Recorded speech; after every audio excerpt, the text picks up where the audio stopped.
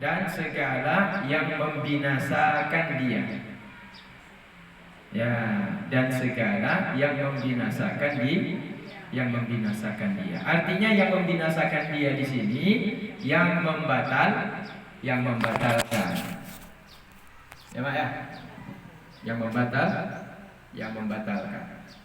Jadi di sini akan dibahas tentang apa itu fardu syahadat, apa itu rukun syahadat, mana syarat syahadat, dan mana yang membinasakan dan yang menyempurnakan syahadat.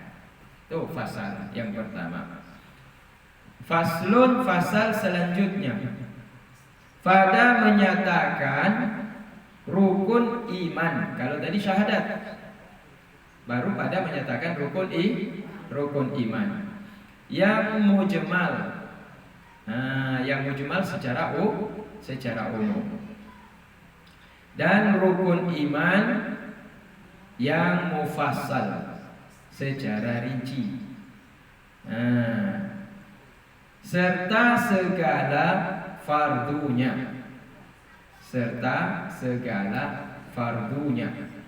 Fardu daripada iman. Apa wajib yang ada pada iman tersebut?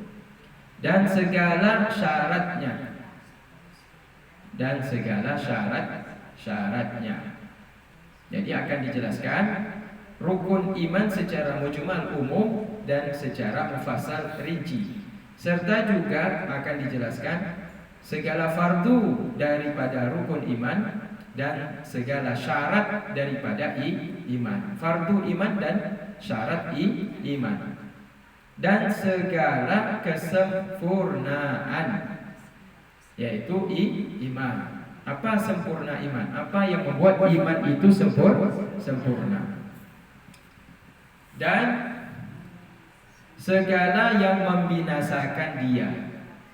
Maksudnya dianya iman. Jadi di sini akan juga dijelaskan yaitu fardu iman, rukun iman, kemudian syarat iman, kesempurnaan iman, dan yang membinasakan iman. Ini penting sekali, Ibu, karena ini berkaitan dengan nasib kita di akhirat. Yang pertama syahadat. 2 kalimat syahadat, asyhadu an la ilaha illallah wa asyhadu anna muhammadar rasulullah. Yang kemudian perkara iman. Kalau tidak sempurna rukun iman, tidak sempurna syarat iman, tidak sempurna tidak disempurnakan iman tersebut, justru ada hal yang kita lakukan justru membinasakan iman, maka bisa merusak yaitu ibadah-ibadah kita. Nah, karena ibadah tergantung kepada keimanan, keyakinan kita kepada Allah Ta'ala. Faslun, pada menyatakan rukun Islam dan segala fardu yang di dalamnya. Jadi fasal selanjutnya pada menyatakan rukun Islam dan segala fardu dalam rukun Islam yang di dalamnya, dan segala syarat Islam, dan segala kesempurnaan Islam, dan segala yang membinasakan. Jadi ini kalau boleh dibilang, kalau di buku itu, yaitu ini masih katalog. Katalog, judul buku besar, kemudian tulisan itu, buku itu apa pembahasannya. Inilah pembahasannya, fasal. Faslun selanjutnya akan dibahas pada menyatakan fardu istinja.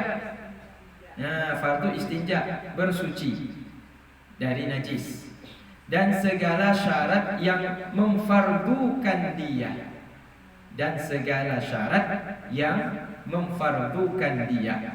mandi junub dan segala fardunya. Termasuk di dalamnya adalah mandi junub dan segala fardu daripada mandi junub tersebut. Jadi istinja, apa yang menjadi fardu dan syaratnya, kemudian mandi junub dan fardu-fardunya bagaimana akan dijelaskan juga. Faslun pada menyatakan segala syarat yang dahulu daripada mengambil air sembahyang. Selanjutnya faslun pada menyatakan segala syarat yang dahulu daripada mengambil air sembahyang. Jadi sebelum ambil air sembahyang apa yang harus kita lakukan? Dan segala fardunya ambil air sembahyang. Dan segala yang membinasakan dia yaitu fardu sembahyang serta segala syaratnya. Jadi nanti juga akan dibahas tentang segala syarat yang didahulukan daripada sebelum mengambil air sembahyang, juga segala fardu air sembahyang, maksudnya segala fardu wudu dan segala yang membinasakan, yang membatalkan wudu serta syarat-syarat berwudu. Kemudian faslun pada menyatakan segala syarat yang dahulu daripada sembahyang. Kalau tadi air sembahyang, sekarang daripada sembahyang. Dan segala yang membinasakan dia sembahyang serta segala syarat yang pada rukunnya, syarat-syarat yang ada pada rukunnya sembahyang. Jadi sembahyang juga akan dijelaskan sebelum sembahyang apa yang harus dilakukan, yaitu apa syarat-syaratnya, dan kemudian fardu sembahyang, fardu sholat dan sunnah-sunnahnya, dan segala yang membinasakan, membatalkan sembahyang juga akan dijelaskan. Bahwa kami menyatakan segala masalahnya dengan torik artinya jalannya atau cara, dengan torik soal dan jawab. Artinya beliau akan menjelaskan di dalam kitab ini masalah-masalah yang sudah disebut tadi di belakang dengan cara, yaitu tanya jawab, soal jawab. Supaya ingat segala orang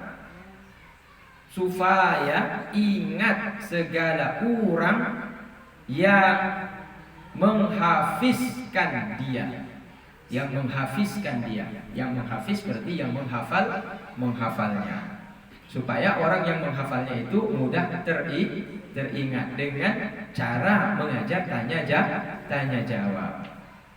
Bahwa kepada Allah juga kita minta tolong akan ketetapan di dalam agama yang sebenar-benarnya. Jadi kita tidak lepas daripada minta tolong kepada Allah agar kita bisa tetap istiqomah menuntut ilmu agama di dalam agama yang sebenar-benarnya dan bisa mengamalkannya, yaitu agama Islam, dengan berkat Nabi Sayyidil Mursalin, pemimpin semua rasul-rasul, wa ala alihi, dan semoga salawat ke atas keluarga, sahabat semua, yaitu keluarga dan sahabatnya Nabi. Wallahu a'lam bishawab. Ibu yang di pintu siapa? Ibu siapa namanya? Yani, Bu Ati. Baca soal. Ya, soal. Ibu baca. Kita ditanyai orang Ustaz. Iya betul. Dah lancar kan? Lagi GP pasti baca. Ya. Ya, soal. Jika kita ditanyai orang, apa arti awaludin itu? Jawab. Arti awaludin itu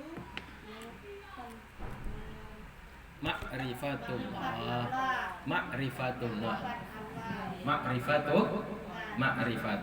Nah, stop.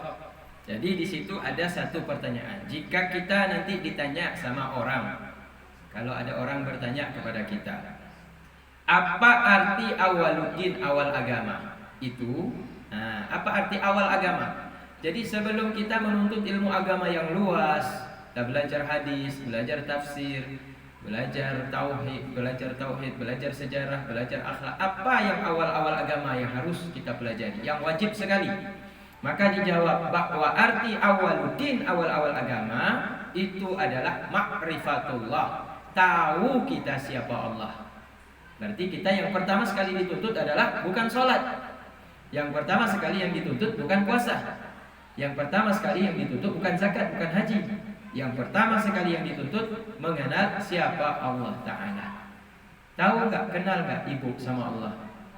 Ibu ada sholat ada, tapi ditanya tahu nggak siapa Allah Ta'ala? Yang belum tentu Allah Tuhan. Yang nonton, yang penting Allah Tuhan. Kiban Tuhan Allah Ta'ala. Pokoknya Allah Ta'ala Tuhan. Tapi ditanya tidak tahu untuk menjelaskan siapa Tuhannya. Berarti dia hanya tahu nama, tapi tidak tahu diri Allah Ta'ala itu siapa, dirinya Tuhannya yang dia sembah itu siapa. Kemudian ibu yang jilbab hijau, ibu siapa namanya? Ibu Irma, Ibu Isma, ya. Jika kita ditanyai orang, apa asal ma'rifat itu? Jawab ibu. Ya, ibu jawab. Jawab bahwa asal ma'rifat itu boleh membedakan antara, bukan membid'ahkan ya, bukan membid'ahkan, bid'ah bukan. Membedakan. Ya, membedakan Antara muhdis dan qadim. Muhdis baharu dan qadim yang terdahulu. Ya, lanjut. Dari karena Hakikat mungkin wujud itu muhdis baharu dan hakikat wajib wujud. Iya. Itu qadim. Iya. Maka tiada bersamaan keduanya dan tiada berhimpun keduanya. Itu udah tahu kan? Jadi apa yang dimaksud dengan awaluddin, awal agama? Dijawab tadi di atas, ma'rifatullah. Awal yang perlu dipelajari, yang wajib bagi kita, tidak boleh ditinggal. Harus kita kerja, harus kita tuntut ilmu ini, ilmu awal agama, yaitu mengenal Tuhan. Jika kita ditanya orang apa asal makrifah itu, apa asal mengenal Tuhan itu, makrifatullah, mengenal Allah Ta'ala itu apa asalnya? Bagaimana maksudnya? Jawab bahwa asal makrifah, mengenal Allah Ta'ala itu boleh kita membedakan antara muhdis, sesuatu yang baru, dan qadim, yaitu sesuatu yang terdahulu, lawan daripada baharu. Kita bisa bedakan dulu apa itu muhdis, apa itu sesuatu yang baru, apa itu qadim, apa itu sesuatu yang terdahulu, lawan daripada muhdis, lawan daripada baharu. Dari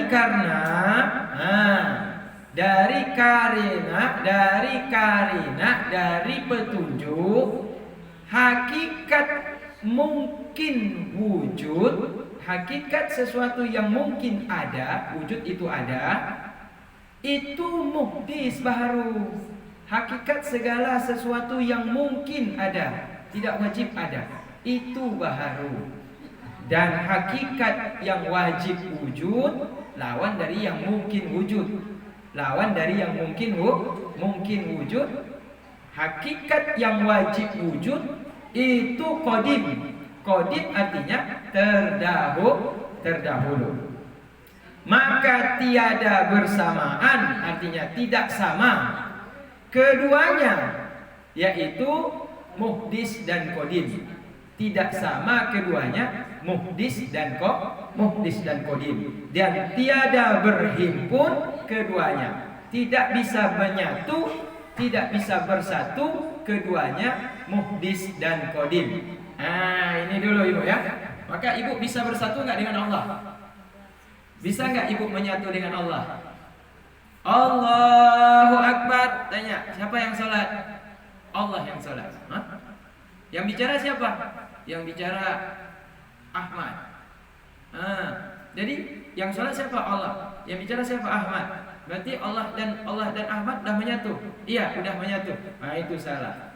Berarti dah melenceng akidah. Berarti akidah sudah melenceng. Nah, kalau kita memahami bahwa Allah dan juga makhluk itu sama dan bisa menyatu, kalau seperti itu pemahamannya. Kalau hal itu seperti pemahamannya, berarti dia sudah, yaitu menyamakan Allah dengan makhluk, yaitu bisa menyatu. Sedangkan Allah Ta'ala bersifat dengan qadim, yaitu sesuatu yang wajib wujud, wajib adanya. Sedangkan makhluk manusia, hamba, gunung, selain Allah Ta'ala bersifat dengan muhdis, baharu. Karena baharu, maka adanya itu tidak wajib, wujudnya tidak wajib, wujudnya itu mungkin. Mungkin berarti boleh ada, boleh tiada, boleh hidup, boleh mati, boleh dimatikan, boleh dipanjangkan umurnya, boleh dipendekkan umurnya. Tidak wajib ada dia. Sama seperti suami istri dah menikah, wajib tidak punya anak. Wajib tak kalau orang sudah menikah, suami istri udah ijab kabul, udah sah nikah secara syariat, wajib tak dia punya anak? Tidak wajib. Karena mungkin anak itu dikasih oleh Allah, mungkin anak tidak dikasih oleh Allah. Maka orang yang sudah menikah tidak semuanya memiliki anak. Wajib tidak orang yang bekerja dari pagi sampai sore jadi orang kaya? Wajib tidak? Tidak wajib. Karena kenapa? Kaya dan miskin tidak wajib ada pada hamba. Ya, karena kaya dan miskin itu mungkin, bukan wajib. Mungkin pada ilmu Allah. Mungkin Allah berikan dia kaya, mungkin Allah berikan dia miskin. Kerja sama pagi sampai sore, waktu hidup sama 24 jam. Tapi kenapa ada manusia kaya, ada kenapa manusia miskin? Kalau dia miskin karena tidak bekerja, oke. Tidak bisa kita samakan dengan yang kaya. Tapi sama, yang miskin rajin juga kerja, yang kaya rajin juga kerja. Tapi kenapa dia lebih banyak pendapatan, yang satu lebih sedikit pendapatan? Karena kaya dan miskin itu tidak wajib harus setiap orang yang bekerja keras pasti kaya. Karena kaya dan miskin itu mungkin, bukan wajib. Itu mungkin bukan wajib. Sekarang mak dan ayah, tidak ada ayah di sini. Mak semuanya udah berdoa sama Allah Ta'ala, ya Allah berangkatkan haji, ya Allah berangkatkan haji, ya Allah berangkatkan haji, ya Allah. Pokoknya setiap selesai sholat 5 waktu bukan 3 kali diulang, 10 kali diulang. Ya Allah berikan hamba naik haji, berikan hamba naik haji, ya Allah mudahkan hamba berangkat haji. Tapi enggak haji-haji sampai meninggal dunia. Apa doanya tidak dikabulkan sama Allah? Berarti doa tidak wajib dikabulkan oleh Allah. Doa itu disuruh kita berdoa. Mengerti ibu-ibu ya? Allah memerintahkan kita berdoa. Tapi wajib tidak Allah mengabulkan doa. Wajib tidak Allah mengabulkan doa. Yang diminta oleh hamba tidak wajib dikabulkan oleh Allah Ta'ala. Mengerti ibu-ibu ya? Jadi jangan marah sama Allah. Itu harap diupiuh lagi doa Allah Ta'ala. Tapi setiap solat 5 waktu menyutakan di masjidnya, masjid di televisi, Nampaklah Ka'bah. Sedih saya. Selalu saya berdoa, ya Allah berangkatkan haji Abah. Berangkatkan haji Abah. Berangkatkan haji Abah. Sampai meninggal dunia enggak dapat berangkat haji. Nah, yang salah siapa? Yang salah siapa? Tidak ada yang salah. Manusia hanya diperintahkan Allah berdoa. Mengabulkan doa itu mungkin bagi Allah, tidak wajib. Mengabulkan doa bagi Allah Ta'ala, doa hamba-hambanya itu mungkin, bukan wajib. Jangan salah sangka. Ya Mak ya? Maka sama seperti orang yang kerja keras tadi itu. Saya kerja keras dari pagi habis sholat subuh langsung saya pergi ke pasar. Kerja baru pulang saya waktu sore. Sama dengan tetangga saya. Tapi kenapa saya sampai sekarang nggak pernah kaya-kaya ya? Nah, kenapa masih seperti ini saya? Tapi saudara saya tuh luar biasa, pergi pagi pulang sore sama seperti saya. Tapi dia cepat kaya. Kerja wajib. Masalah hasil dan pendapatan tidak wajib sama. Itu urusan Allah. Yang wajib bagi kita apa? Kerja. Yang wajib bagi kita apa? Berdoa. Yang wajib bagi kita berdoa. Nah, maka begini, ya Mak. Kenapa ada sholat istikharah? Nah, kenapa ada sholat istikharah? Istikharah itu memberi choice, pilihan kepada Allah yang terbaik versi Allah. Kenapa sunnah bagi orang yang sedang bingung menentukan dua pilihan, apakah melakukan A atau melakukan B? Apakah memilih A atau memilih B? Misal, ada seorang anak gadis dilamar oleh pemuda di kampung, 3 orang yang lamar. Kriteria semuanya sama-sama beragama Islam, sama-sama rajin sholat dan taat ibadah, sama-sama kaya dan tampan. Atau kriteria Nabi 5, apa? Dinikahi wanita karena 1, cantik. Kalau laki-laki tampan. Yang kedua, karena hartanya. Yang ketiga, karena keturunannya. Yang keempat, karena agamanya. 4 ini lengkap. Tampan ada, harta ada, keturunan orang baik-baik ada, agama juga kuat. 3 yang melamar anak gadis tersebut memenuhi 4 kriteria yang ditawarkan Rasulullah, yang diajarkan Rasulullah. Bingunglah anak gadis ini bagaimana dia memilih calon suaminya. Maka sholat dia istikharah. Sholat istikharah, dalam sholat istikharah itu sholat sunnah. Aku niat sholat istikharah 2 rakaat sunnah karena Allah Ta'ala.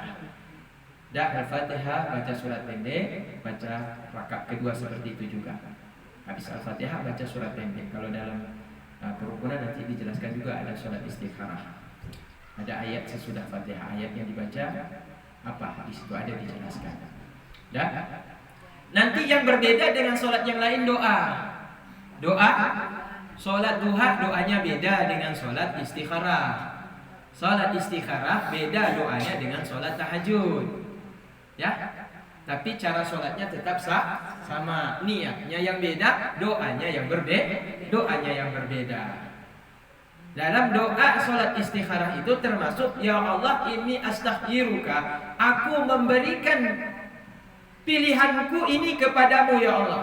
Andai kata aku pilih si A atau si B, si C, yang mana yang menurutmu baik ya Allah, aku akan terima ya Allah. Berikan kepadaku petunjuk. Isyarah. Kita berarti meminta petunjuk kepada Allah Ta'ala. Nanti petunjuk itu akan datang kepada kita. Akan datang kecondongan hati kita itu memilih di antara 3 tadi tersebut. Nampak nanti Allah kasih masuk dalam hati kita, dibuka nih 3 orang nampak lahiriah baik semuanya, lengkap semua kriteria, tapi sedikit-sedikit dinampakkan Allah kelebihan si A daripada si B daripada si C, sehingga hati kemudian condong ke arah itu. Berarti itu adalah petunjuk, buah daripada sholat istikharah. Istikharah tuh kapan Ustaz sholatnya tuh? Sholat istikharah ya lebih afdal di waktu malam. Nah, lebih afdal di waktu Kalau malam. doanya kan di bahasa Arab, kemana bahasa Indonesia kan bisa. Baca doanya, hafal bahasa Arabnya, usahakan. Kalau tidak terhafal, terjemahnya, fahami artinya. Kemudian bisa dipakai bahasa Aceh atau bahasa Gayo. Nah, ya, ya kalau mengerti bahasa Gayo. Ya, jadi apa artinya Ibu? Ini mengajarkan sholat istikharah bahwa keputusan pada Allah. Keputusan itu pada Allah. Kita boleh meminta, tetapi keputusan itu hanya Allah yang punya keputusan yang terbaik. Kadang-kadang yang kita anggap baik tidak baik di sisi Allah. Kadang-kadang yang kita anggap buruk menurut kita itu justru yang baik di sisi Allah. Maka sebelum kita mengambil keputusan, mohon minta petunjuk terbaik menurut Allah, Ta'ala.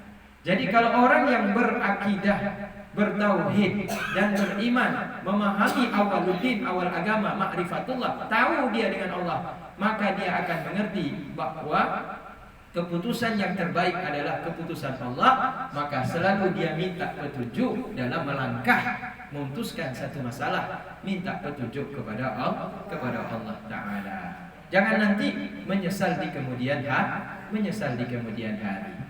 Nah, misalkan anak ibu terangkat PNS, tapi ada dua peluang.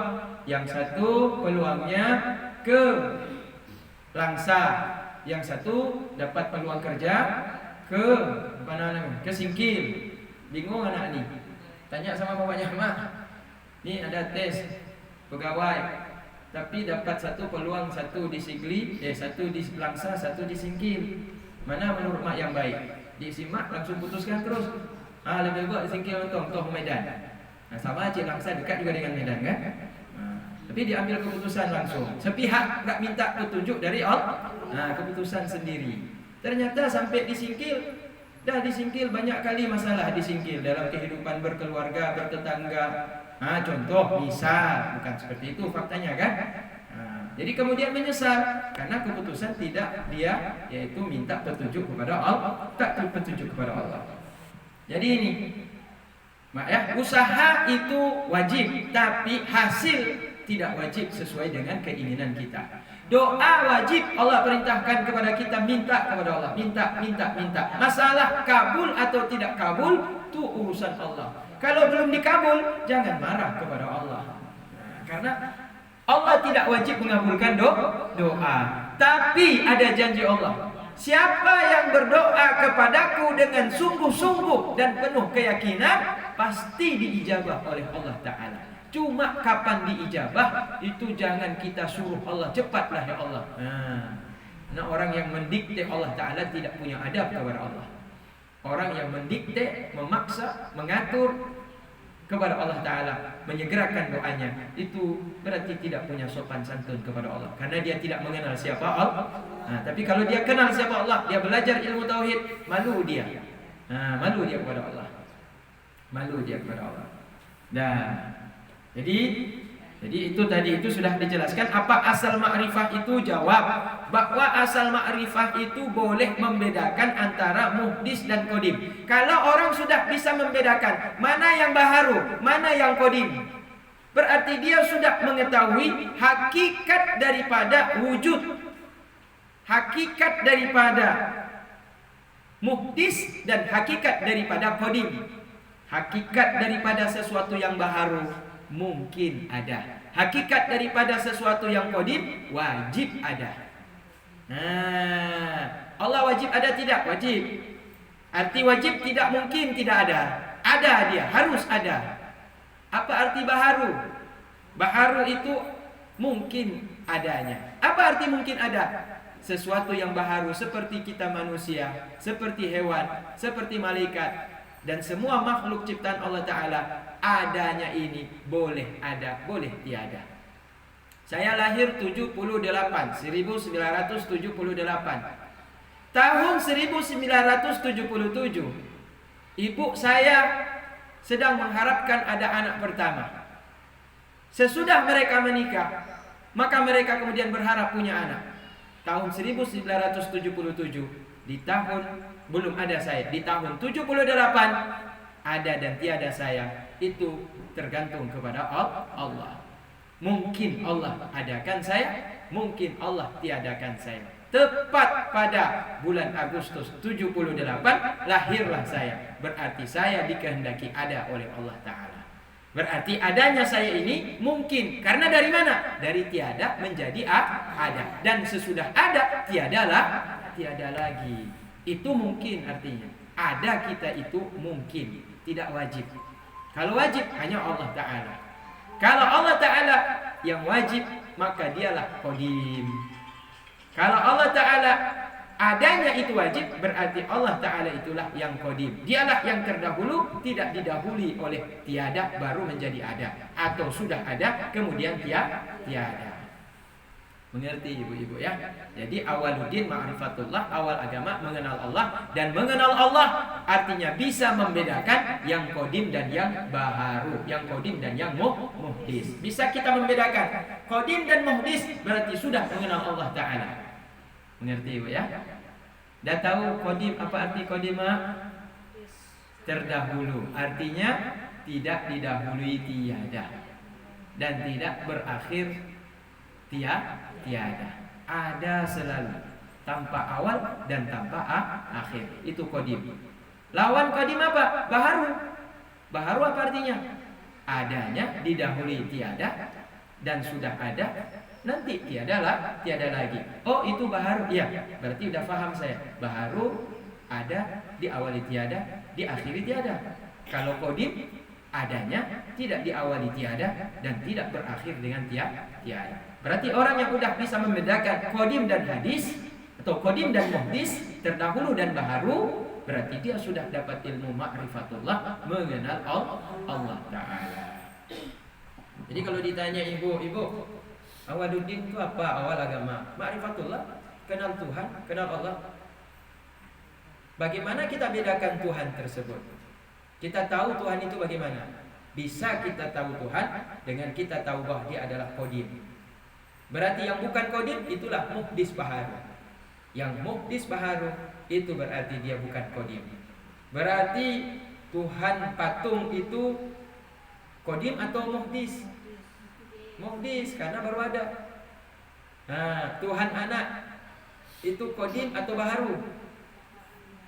Baharu, namanya aja anak, pasti ada ayah. Duluan ayah. Nah, Tuhan ibu qadim apa muhdis baharu? Baharu, karena ibu pasti ada anak, pasti ada ayah. Ibu kan pasti ada ayah. Berarti ada lagi yang lebih dulu dari dia. Kalau Allah qadim atau muhdis dia? Qadim, kenapa? Tidak ada ayah, tidak ada juga anak. Kalau dia tidak punya ayah, berarti tidak ada yang lebih dahulu dari Allah. Kalau dia tidak punya anak, berarti dia tidak akan mati-mati. Biasanya kalau punya anak akan mati, akan meninggal. Setiap yang punya anak pasti meninggal dia. Nah, kan begitu. Allah makanya tidak punya anak, maka dia itu qadim. Dah, berarti ini dulu ilmu yang pertama, ilmu tentang yaitu awaluddin ma'rifatullah. Awal agama itu adalah mengenal Allah, mengenal Tuhan. Satu soal lagi, ibu yang di sampingnya. Ibu As. Soal.